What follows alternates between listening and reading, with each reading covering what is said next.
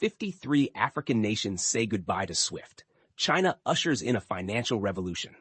Imagine waking up one morning and discovering that almost an entire continent has decided to walk away from the Western financial system. No more dollar transactions, no more euro conversions, no more dependence on banks in Washington or Brussels. That is exactly what just happened. 53 out of 54 African countries have signed a historic agreement with China to adopt an alternative to SWIFT, the global payment system long controlled by the West. This shift, which mainstream media has barely covered, may transform the global balance of power. Let's break down what happened, why Africa made this decision, and what it means for the future of global finance. Breaking up with SWIFT. To understand the gravity of this change, we first need to know what SWIFT is. SWIFT, Society for Worldwide Interbank Financial Telecommunication, created in the 1970s and headquartered in Belgium, is the backbone of international finance. It connects over 11,000 banks worldwide and processes millions of transactions daily: international payments, trade settlements, and cross-border transfers. But here's the catch. SWIFT is not truly neutral. Though based in Europe, it operates under strong Western influence. The United States and its allies can exclude countries, block transactions, and essentially cut off an economy from the global system. For African countries, relying on SWIFT has long meant high costs. Payments often have to go through the US dollar first, then be converted into another currency, doubling transaction fees. Slow transfers, cross-border payments can take days. Dependency. Access is ultimately controlled by Western powers. For decades, African nations tolerated this dependency because there was no real alternative. But a shock in 2022 changed everything. This partnership marks a financial revolution, with China offering Africa an alternative to the dollar-based financial system that has dominated global trade since World War II. As the United States has reduced its engagement with Africa under recent administrations, China has positioned itself as the continent's preferred partner through a combination of market access, financial innovation, and strategic infrastructure investment. Let's examine how China's financial technology, along with sweeping trade liberalization, is creating a new economic paradigm across Africa, potentially redrawing the global financial map and accelerating the emergence of a multipolar world economy. Historical context: Africa's financial dependence and China's calculated strategy. For decades, African nations operated within a global financial system they had little role in designing. The Society for Worldwide Interbank Financial Telecommunication, SWIFT, established in 1973 and based in Belgium, became the essential backbone of international finance. Although technically a neutral cooperative, SWIFT's deference to Western sanctions and policy preferences has long been a source of frustration for developing economies. The limitations of this dependency were particularly evident for African businesses. For example, an exporter in Nigeria selling goods to Egypt could not directly use local currencies. Instead, they had to convert first to US dollars and then to the recipient's currency, which doubled transaction fees and extended processing times. These transactions typically took 3 to 7 business days, with costs consuming 4 to 7% of the transaction value, a significant burden for small and medium-sized enterprises. China's strategy in Africa has evolved dramatically over the past 2 decades. Initially focused on resource extraction and infrastructure loans, Beijing's approach has matured into a comprehensive economic partnership. While Western institutions often attached conditions to financial assistance, China offered what appeared to be no-strings-attached financing for ports, railways, and power plants. However, this lending boom created its own problems, with opaque contracts and debt burdens now affecting several African economies. As Chinese sovereign lending to Africa has declined by roughly 71% since its 2018 peak, Beijing has shifted from being Africa's banker to its marketplace and financial partner. The zero-tariff policy implemented in December 2024, which grants duty-free access to all taxable products from least developed African nations, represents a strategic pivot from debt-driven diplomacy to trade-based partnership. China's financial alternative: the architecture of a new system. At the core of China's financial strategy is the Cross-Border Interbank Payment System, CPS, China's answer to SWIFT. Operated by the People's Bank of China, CEPS has expanded rapidly across the global south, with strong adoption in Africa. The system is now used by over 4,900 banking institutions in 187 countries and regions, with African economies among its most enthusiastic adopters. CEPS offers several advantages over the traditional correspondent banking system. It reduces transaction costs by eliminating intermediary banks, provides faster processing times through simplified settlement mechanisms, enables yuan-based transactions that avoid dollar conversion fees, and offers immunity to Western sanctions that have increasingly concerned Global South nations. The system received a significant boost in June 2025 when South Africa's Standard Bank became the first African financial institution to enable direct interbank yuan payments with China, completely bypassing the US dollar. Given South Africa's status as one of Africa's largest economies and its leadership role in BRICS, this move sent powerful signals throughout the continent's financial community. Complementing CEPS are bilateral currency swaps that further reduce dollar dependence. Nigeria, Africa's largest economy, has established a currency swap agreement with China worth approximately 15 billion yuan, allowing direct exchange of goods without dollar conversion. Similar arrangements have been signed with South Africa, Angola, and Egypt. These developments coincide with the expansion of the Pan-African Payment and Settlement System, PAPSS, which aims to facilitate instant cross-border payments in local currencies. Backed by the African Export-Import Bank and the African Union, PAPS has grown to include 17 central banks, over 150 commercial banks, and 14 payment switches. The system significantly reduces transaction times from days to seconds and lowers costs substantially. The 2022 shock, Russia as a warning sign. Geopolitical disenchantment and strategic alternatives. Africa's pivot toward Chinese financial infrastructure reflects growing disillusionment with Western dominance of global financial systems. The 2022 freezing of approximately $300 billion in Russian foreign currency reserves following the Ukraine invasion sent shockwaves through African capitals. For Moscow, it was a financial earthquake. But for Africa, it was a wake-up call. If the US and Europe can freeze the money of a global power like Russia, what stops them from doing the same to any African nation that dares act independently? Many leaders realized then that their own reserves could be similarly vulnerable to Western political pressure. This perception of financial vulnerability has combined with lingering resentment over what many African leaders see as patronizing attitudes from Western powers. U.S. President Donald Trump's alleged reference to African nations as shithole countries, though denied by some officials, continues to resonate negatively across the continent. The lesson was clear. Relying on the dollar and SWIFT is a vulnerability. And that's when China stepped in with a powerful alternative. Economic necessity and opportunity. China's offer of duty-free access to its massive consumer market has created powerful economic incentives for African nations to align with Chinese financial systems. With China-Africa trade reaching $295.6 billion in 2024, setting a record high for the fourth consecutive year, the Asian giant has firmly established itself as Africa's most important trading partner. The zero-tariff policy has already produced dramatic results. In the first quarter of 2025, Chinese imports of African coffee surged by 70.4%, while cocoa bean imports rose by 56.8%. Overall, imports from African least developed countries increased 15.2% year-on-year through March 2025, reaching $21.42 billion. For African businesses, the advantages of alternative payment systems are increasingly compelling. Traditional SWIFT transfers cost African importers between 4 to 7% of transaction value, with processing times of 3 to 7 business days. Additionally, many African countries maintain strict controls on foreign currency transactions, limiting the amount businesses can transfer abroad. Institutional integration and BRICS expansion.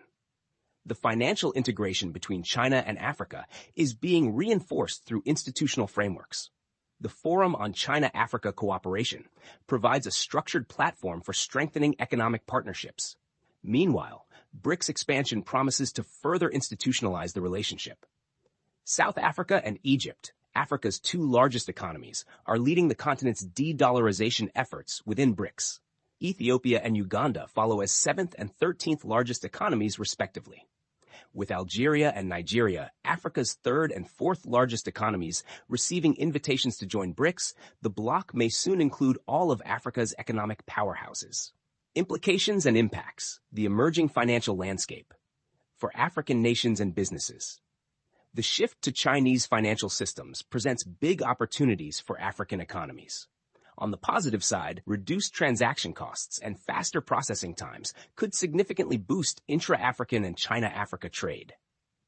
Small and medium-sized enterprises, which form the backbone of Africa's economies, stand to benefit particularly from these efficiencies. The ability to conduct trade in local currencies rather than US dollars represents another advantage. Countries like Nigeria with currency swap agreements can now bypass dollar conversion entirely, reducing exposure to dollar volatility and Washington's foreign policy priorities.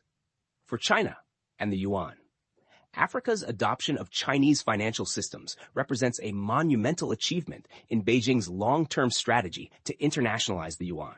By establishing the currency as a medium of exchange for a continent of 1.4 billion people, China creates substantial demand for yuan beyond its borders.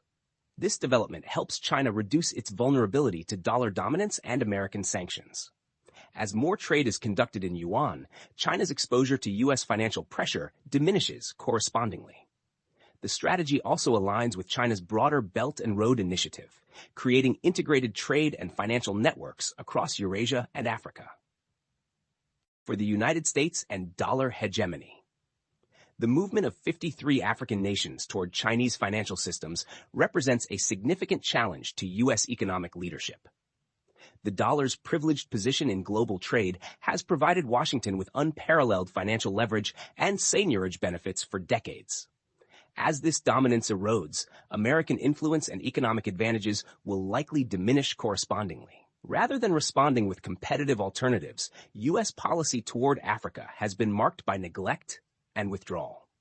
The Prosper Africa Initiative, which coordinated 17 federal agencies to help U.S. and African firms close nearly 2,500 deals worth more than $120 billion, was deprioritized under the Biden administration and disappeared in 2025 with the dismantling of the U.S.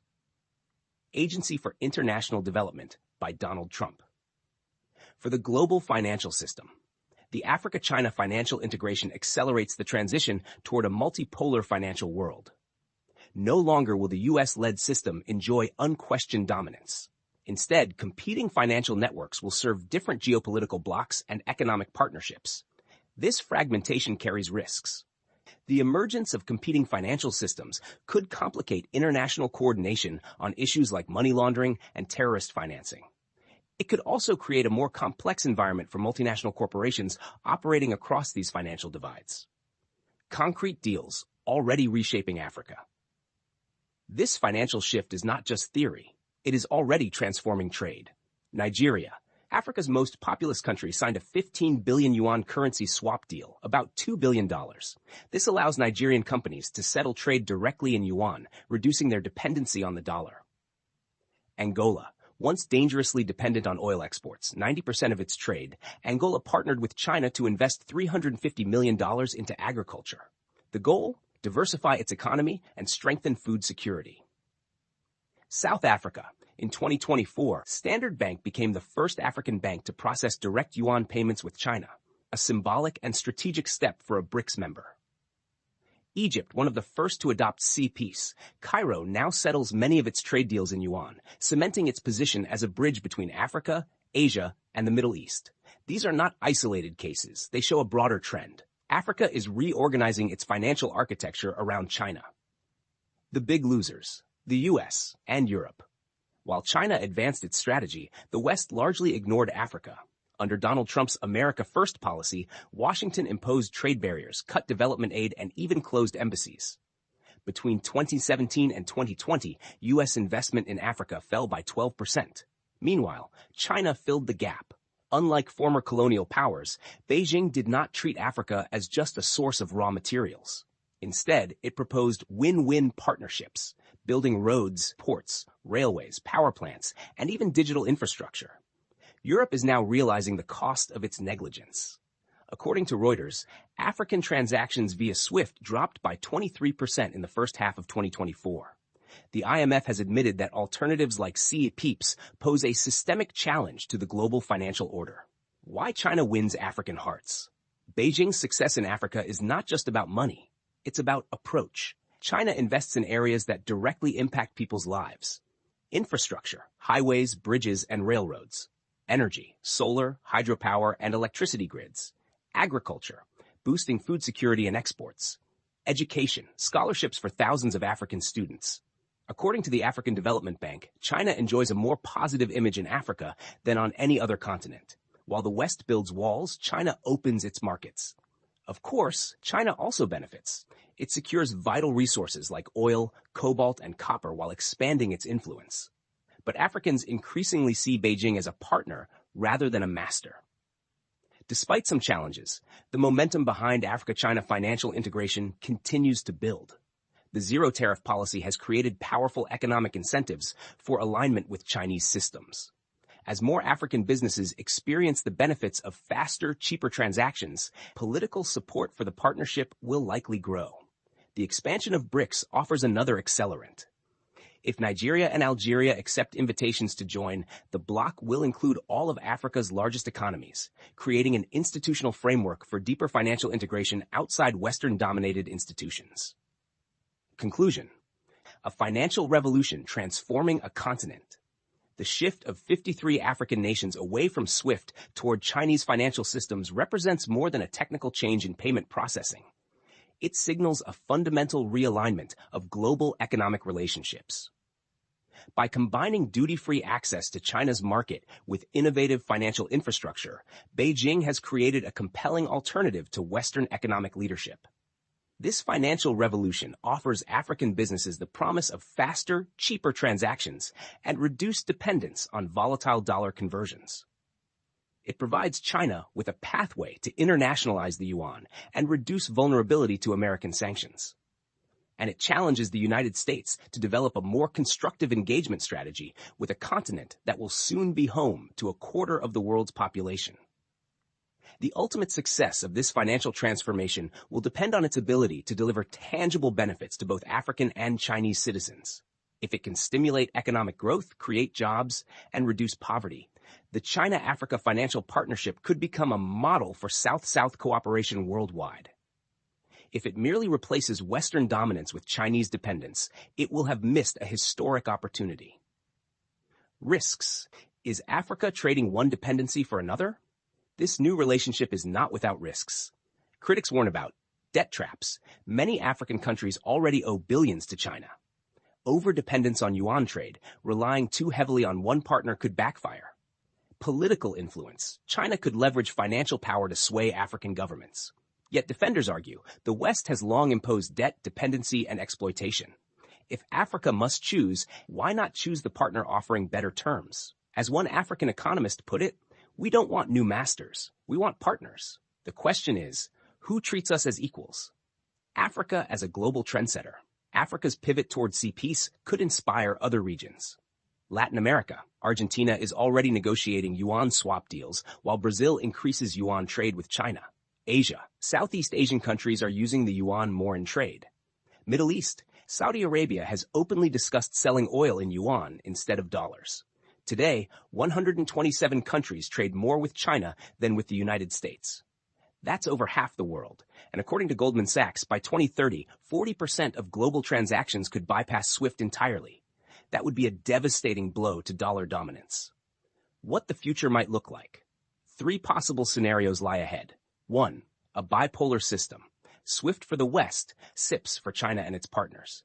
2. A multipolar world. Multiple bloc, BRICS, EU, Asia, Latin America, create their own systems.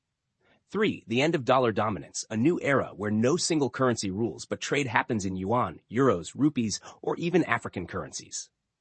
No matter which scenario unfolds, one fact is clear. Africa is no longer a passive observer. It is becoming a central player in shaping global finance. Why this matters for ordinary Africans. Some might ask, how does this affect the average African farmer, trader, or student? The answer is simple. Lower costs. Small businesses won't lose money on double currency conversions. Faster payments. Exporters can get paid within hours, not weeks. Greater independence, no fear that political disagreements with Washington or Brussels will freeze their economy. Investment in jobs. Chinese projects in roads, agriculture, and energy create millions of opportunities for local communities. In short, this shift is not just about banks, it's about people's daily lives. In conclusion, Africa finally takes its place. For decades, Africa was sidelined in global finance, treated as a resource pool rather than a decision maker. But this time, things are different. By embracing China's CAPs, 53 African nations are sending a clear message. The era of blind dependence on the dollar is over. Challenges remain: debt, governance, corruption, and the need to balance relations with multiple powers. But Africa is no longer waiting for permission. It is making its own choices. This financial revolution is more than economics. It is about sovereignty, dignity, and Africa's role in the 21st century. For the first time in modern history, Africa is not just following global changes, it is helping to lead them. And that, perhaps, is the biggest revolution of all. That's all for today. Share your ideas, thoughts, and hopes in the comments below. Your opinion is valuable and enriches the debate. Don't forget to like this video. And of course, subscribe to Planet Info TV so you don't miss any of our upcoming insightful analyses of the issues shaping our world. Thank you, and see you next time.